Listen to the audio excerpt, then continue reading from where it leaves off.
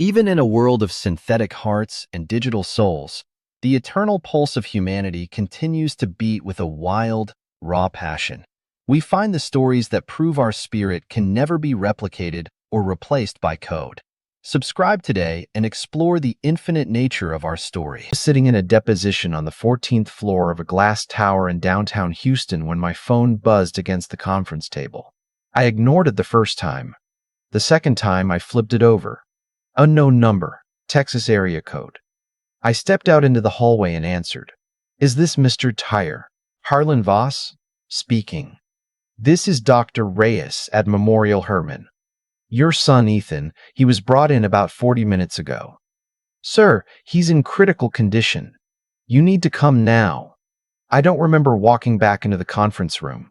I don't remember telling opposing counsel that we'd have to reschedule. My assistant, Pam, told me later that I just picked up my jacket and left without saying a word. That I looked like someone had switched off a light behind my eyes. Ethan was 22. He'd just finished his junior year at UT Austin. He was supposed to be in Houston for the weekend, crashing at his buddy's place near Rice Village, doing what 22-year-old kids do on a Friday night. I drove 90 on the 610.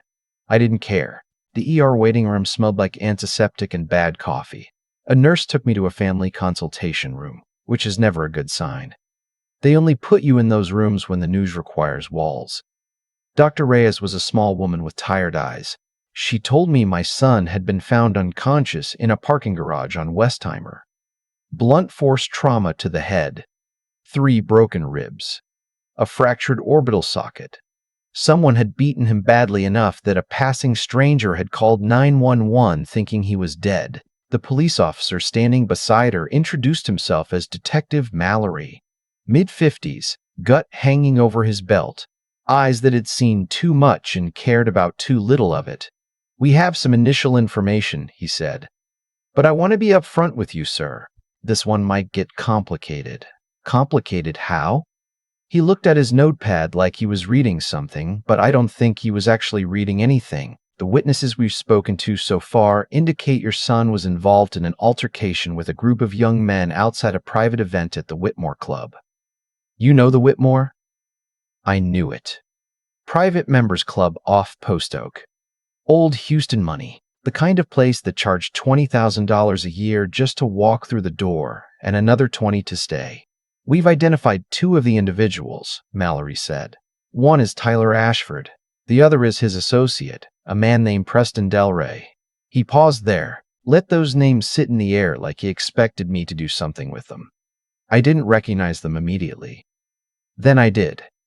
Ashford. Senator Gerald Ashford's son. I'd seen the kid's face in the society pages before. The kind of young man who smiled for cameras at charity galas and drove a Porsche his father bought him and had never worked a day in his life. Delray was the son of Carter Delray, who ran the 3rd largest private equity firm in Texas.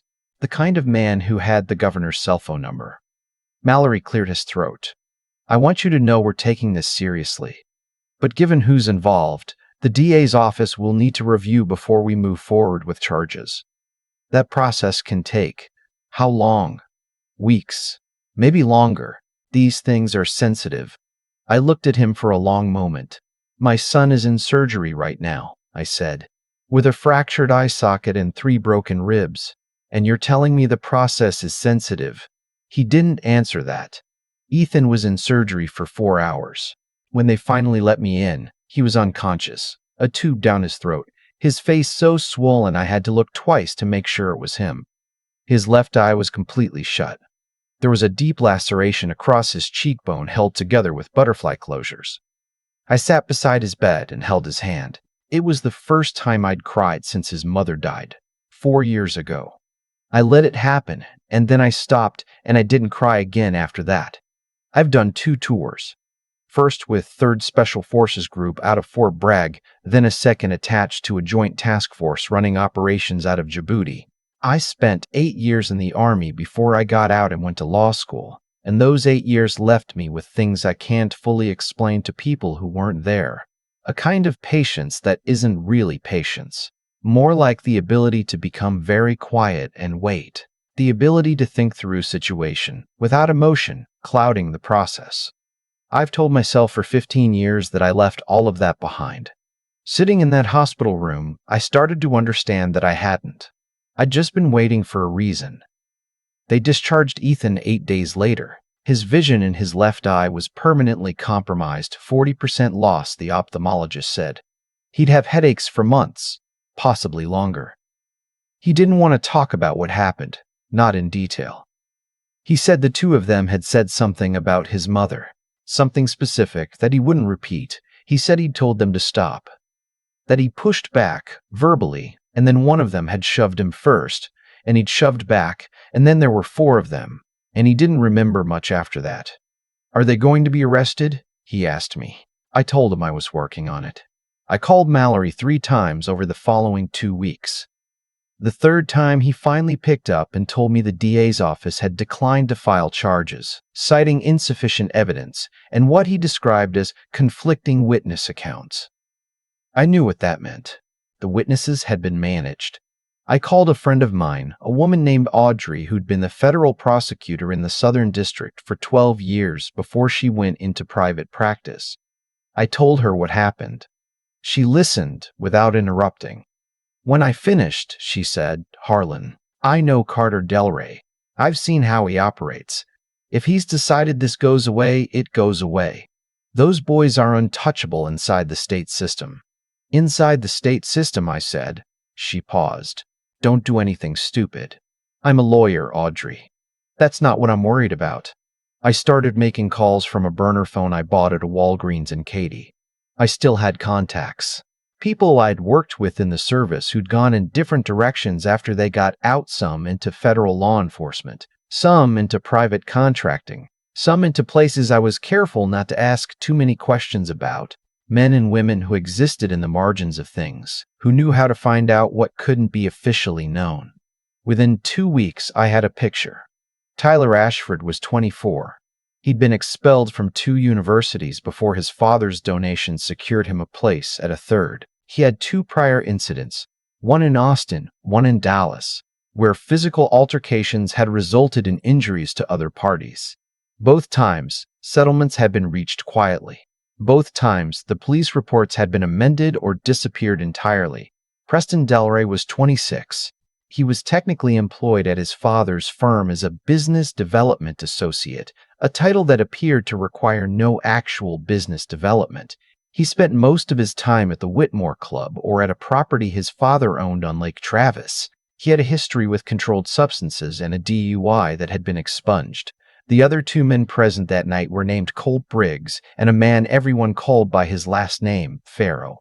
Briggs was a college dropout from Midland whose family had oil money.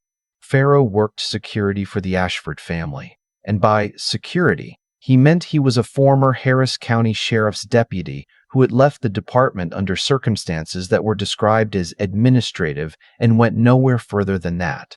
4 men. My son's face. 8 days in the hospital. I kept the files in a folder on an encrypted drive that I kept in my safe at home. Behind the false panel I'd built in myself 3 years ago for reasons I couldn't have explained at the time. The same safe where I still kept the service pistol I'd carried for 8 years, and a Remington 700 I'd owned since my early 20s. Scope still calibrated, cleaned twice a year out of habit. Some habits you don't let go. The first break came in the 3rd week. One of my contacts, a man I'll call by the nickname he'd used since Bragg, which was Shepherd, told me that Farrow had a regular Tuesday night. He drove alone to a bar in Pasadena, stayed 3 to 4 hours, drove back. No variation. Predictable as weather in December. He talks, Shepherd told me, a lot when he drinks. Security work for the Ashfords. What he's seen, what he knows. Bragging. The bar's got a corner booth that's mostly private. Can you get audio? Already did. What Shepherd sent me over an encrypted channel 2 days later was 47 minutes of Farrow talking to a man whose voice I didn't recognize, telling him in loose, alcohol-blurred detail about the night my son was beaten. About how the 4 of them had followed Ethan out of the club after he'd refused to stop talking back to Tyler Ashford. About how it had been a group decision, which was how he said it. Like that made it something different from what it was. about how Senator Ashford had called the Houston police chief directly the following morning, about how two witnesses had each received phone calls from Carter Dellery's personal attorney within 48 hours. He laughed about the part where my son had tried to fight back. I listened to that recording 3 times. The third time, I turned it off before the laughing part. Then I sat in the quiet of my home office for a long time and made a decision.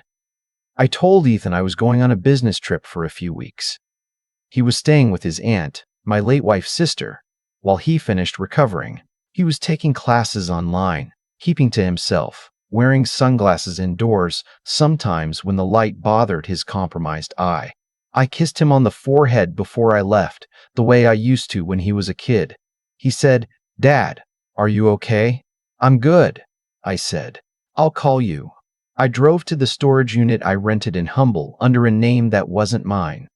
A precaution I'd established years ago for reasons I'd told myself were purely theoretical. Inside was a duffel bag with clothing, cash, a secondary set of identification documents I'd had made through channels I won't describe, a compact Glock 19, and my Remington, broken down and packed in a foam-lined hard case.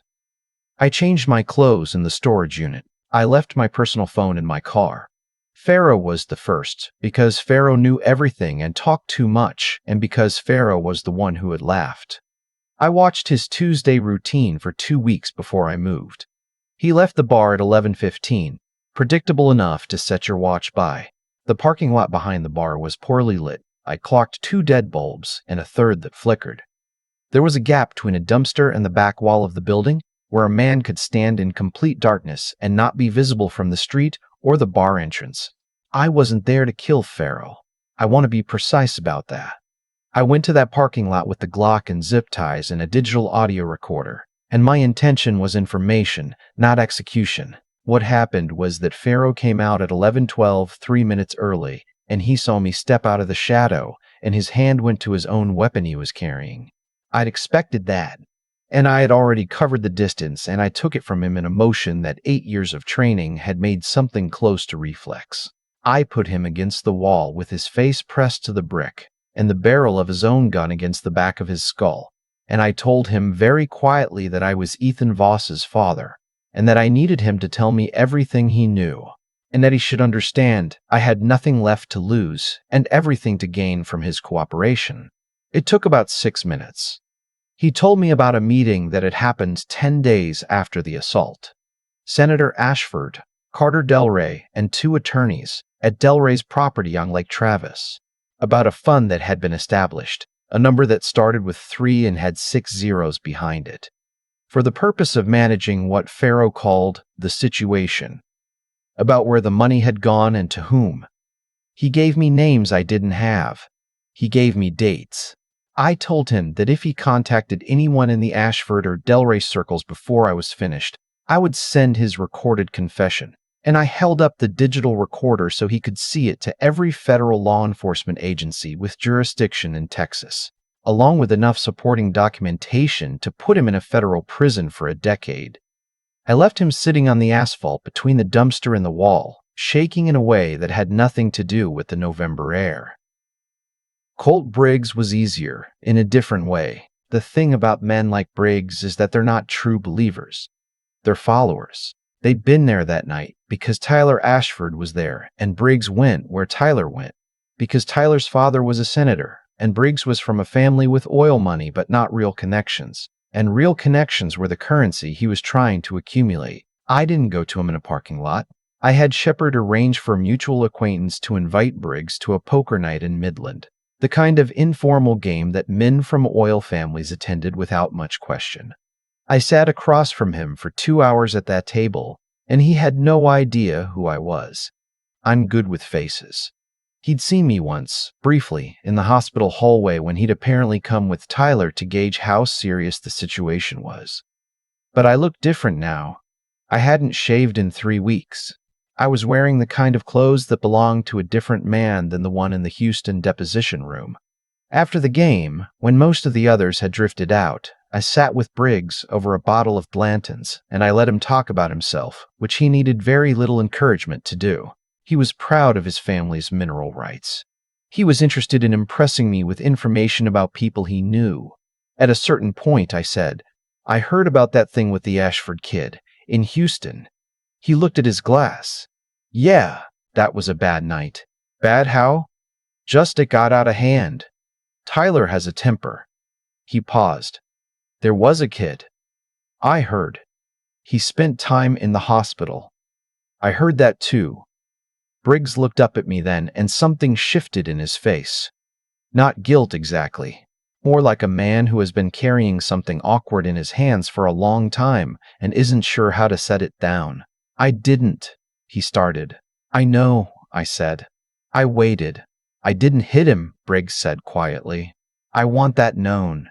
I told Tyler to stop. He didn't stop." "I think you should put that in writing," I said. He looked at me. I set the digital recorder on the table between us. He stared at it for a long moment. "You're the father," he said. "Yes." He reached out and pressed record himself. Preston Delray was harder. Not physically. Physically, Delray was soft in the way that men who've never had to work for anything are soft gym-built in a cosmetic way. No real edge to him. What made him harder was that he had a security detail. Not Pharaoh, someone new, a man who'd been brought in specifically after Pharaoh dropped off the radar. Two-man rotation, both former law enforcement, both professional. I spent 4 days watching the late Travis property. The detail was competent but complacent, the particular complacency of men who believe the threat has passed. They were guarding against a specific kind of threat, the obvious kind, the kind that announces itself. They weren't guarding against a man who had once spent 11 days in a hide site in Djibouti, waiting for a single moment of geometry to align. On the 5th day, I was in the water before dawn. The late Travis property had a private dock. The dock had a security camera with a visible infrared indicator. I'd clocked it twice from the hill on the opposite bank through a spotting scope. On the morning of day 5, between 3014 and 3022 a.m., there was a scheduled gap in the camera rotation.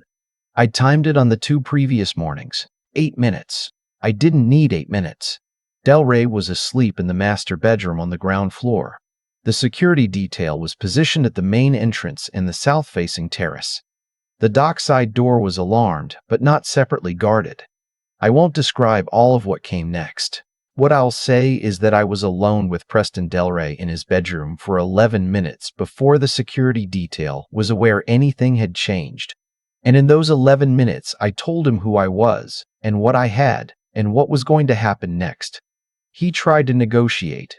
Men like Delray always do. He offered me money, first in a tone that suggested he thought money solved everything, and then, when I didn't respond, in a tone that was closer to begging. I told him what I needed from him wasn't money. I needed the name of the attorney who had managed the witness payments. I needed the account numbers the settlement funds had moved through. I needed documentation of the meeting at his property, the one Pharaoh had described. He gave me everything. He gave it to me faster than I expected. I think when he looked at me in that room, he understood something that Tyler Ashford and Colt Briggs, and even Pharaoh hadn't quite understood, which was that I wasn't angry. I wasn't acting from rage. I was operating from a place that was colder and more precise than anger. A place I recognized from another life, and that was more frightening to him than anything else I could have done or said. Before I left, I sat on the edge of his bed and I told him something I meant. I said, when this is over and the federal investigation starts, you're going to have a decision to make. You can be the man who fought it or the man who cooperated. The second option is the only one that ends with you seeing the other side of this. He was crying when I left. I don't know if that means anything. Tyler Ashford was last. I'd saved him for last for a reason, and the reason was simple. He was the most protected, and because of that, he needed to be approached differently. The others had been supply chain witnesses, participants, facilitators. Tyler was the source. Senator Ashford had moved his son to the family's second home in Fredericksburg after the situation had started to develop in ways they couldn't entirely predict. Whether they'd gotten word that something was moving through the underground, I can't say for certain, but Tyler was out of Houston, out of his social circuit, kept close to home. I didn't go to Fredericksburg. What I did was send a package. Inside the package was a USB drive. On the drive was a selection of what I'd collected: audio recordings, financial documents, time-stamped photographs of the wire transfers, Pharaoh's confession, Briggs' recorded statement, the account documentation from Delray. It was not everything I had. It was enough. The package went to 3 places simultaneously. One to a federal investigative journalist at the Houston Chronicle whose work I'd followed for years. One to the district field office of the FBI in Houston. One to an attorney in Washington, D.C., who specialized in civil rights cases, and whose office I'd contacted anonymously through a secure channel Shepard had established. The 4th copy, the complete archive, I placed in a safe deposit box at a bank in San Antonio under a name that wasn't mine. And I sent a sealed letter to Audrey with instructions for how to access it in the event that I became unavailable to do so myself. Then I drove back to Houston, and I sat in my car in the parking lot of a Whataburger on the Southwest Freeway, and I ate a burger and I watched the morning traffic, and I felt something leave my body that I didn't have a precise word for. Not satisfaction, exactly. More like the absence of something that had been pressing against the inside of my chest for 2 months. It took 6 weeks. The FBI opened a formal investigation. The attorney who'd managed the witness payments cooperated almost immediately. Once it became clear the evidentiary trail was complete enough that resistance was its own kind of risk. Carter Delray's firm was subpoenaed. Senator Ashford retained a crisis communications firm and issued 2 statements, the first of which said his family was cooperating fully, and the second of which, issued 9 days later when cooperation became insufficient, said that his son would be turning himself in to federal authorities. Preston Delray accepted a plea agreement. Colt Briggs gave a full formal statement that matched his recorded version. Pharaoh was arrested on federal obstruction charges and held without bail. Tyler Ashford was charged federally assault, conspiracy, obstruction of justice. His father's Senate seat became something that political analysts described as structurally untenable, which was a way of saying what everyone already understood. I was in the parking lot of Memorial Hermann on a Tuesday afternoon, 3 months after that first phone call, waiting to take Ethan to his follow-up appointment with the ophthalmologist. He'd been told that with continued treatment there was a small but real possibility of partial improvement in his left eye. Small but real was what we had, and it was more than we'd had before. He came through the sliding doors and walked toward my car. He still wore sunglasses. He moved a little more carefully than he used to, like a man recalibrating his relationship with physical space. He got in, and for a moment neither of us said anything. Then he said, "I saw the news this morning." "Yeah." Tyler Ashford's arraignment. "Yeah." He looked straight ahead through the windshield. "Dad, did you?" "I gathered evidence," I said. "I presented it to the appropriate federal authorities." He was quiet for a long time. "Is that the whole story?" I thought about a parking lot in Pasadena, a pre-dawn lake in November, an 11-minute conversation in a dark bedroom, a burger in a Whataburger parking lot, and a feeling leaving my chest. "Most of it," I said. He nodded slowly. "Okay," he said.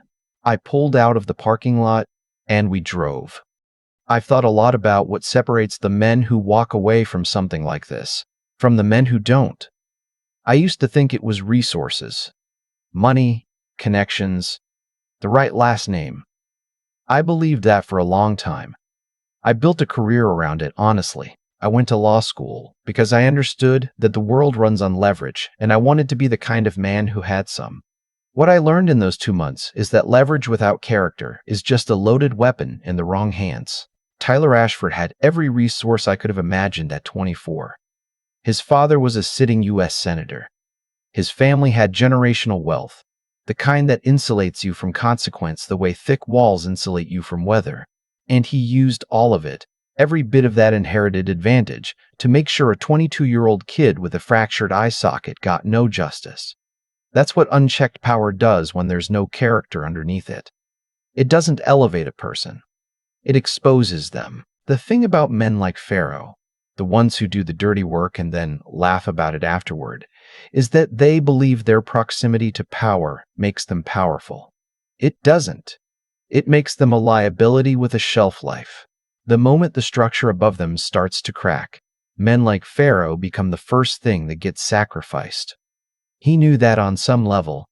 I could see it in the way he shook in that parking lot. Not because of me. Not entirely. Because he'd always known, somewhere underneath the bravado, that the people he protected would never protect him back. What I did in those 2 months, I did with my eyes open. I'm not going to dress it up as something clean or simple.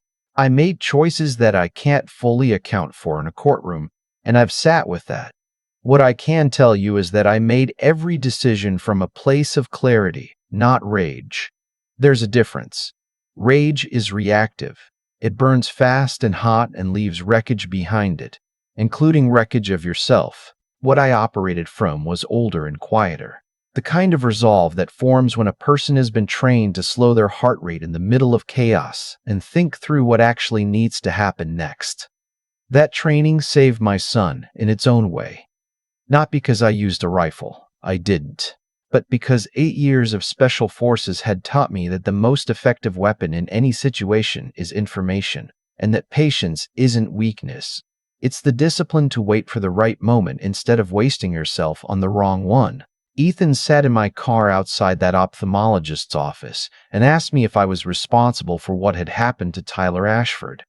I told him I'd gathered evidence and brought it to the right people. He sat with that for a moment, and then he said, "Okay." He didn't ask me anything else. I think he understood that some answers are shaped more by what they leave out than what they include. He's smart that way. He always has been. He got that from his mother. What I want to leave you with isn't a lesson wrapped in a bow, because life doesn't work that way. What I know is this. The men who believed their money made them untouchable were wrong. Not because the universe has some built-in correction mechanism, but because they made a specific choice to harm a specific person who had spent 2 decades building exactly the skills and the patience to hold them accountable. That's cause and effect, nothing mystical about it. You do what you do, and eventually, the math catches up. Take care of your people, know what you're capable of, and understand that the most dangerous man in any room isn't the loudest one. It's the one who already knows exactly what he's going to do next.